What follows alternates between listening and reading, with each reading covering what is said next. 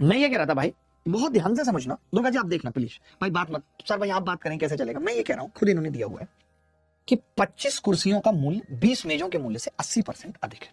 यानी मैं ये कह रहा हूं, ध्यान से सुनना, कॉस्ट ऑफ कितना परसेंट अधिक है? 80% अधिक का मतलब 180% कीमत है। ये बात मानते हैं? मानते हैं कि नहीं?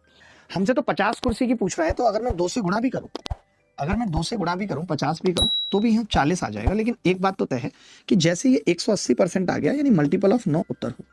ये बात मानते हैं? जब मुझे किसी ने ये कह दिया कि 25 कुर्सी का मूल्य 20 कुर्सी के मूल्य से 80% अधिक है, 80% अधिक का मतलब ही हो जाता है 180% हो जाना। कोई भी चीज 180% हो जाना यानी 80% अधिक है। तो मैंने कहा मल्टीपल ऑफ 9 होना चाहिए। मैं बार बार यही चीज सिखा रहा हूं कि सीखो सीखो। 6 और 3 9, 8 और 5 13 और 3 ये नहीं कट रहा 9 से। 7 और 2 9, 8 4 12 3 15 9 से नहीं कट रहा। 8 और 2 10 8 18 5 3 8 9 से नहीं कट रहा। 8 4 12 8 20 7 27 9 से कट रहा है। एक ही उत्तर है, आप जाके चेक कर लेना। अभी आप जाइए और जाके चेक करिए और फिर देखिए कि मैंने गलत बताया। अब देखिए, अब मैं इस सवाल को पूरा कर रहा हूं। पहले मैं 22 मेजों से एक मेज का प्राइस निकाल रहा हूं पागलों की तरह, फिर मैं 20 मेज का निकाल रहा हूं, फिर मैं 25 से एक का निकाल रहा हूं, बाद में मैं 50 से गुणा कर रहा हूं। क्यों करनी है मुझे? एग्जामिनर पागल नहीं है, उसको आपसे हर सवाल नहीं कराना। मैंने आपको पहले भी कहा है कि अल्ट्रा कैलसी अब इतनी ज्यादा हम लोगों ने खोज दी कि हमने डिजिटल सम के भी टाइप बना दिए।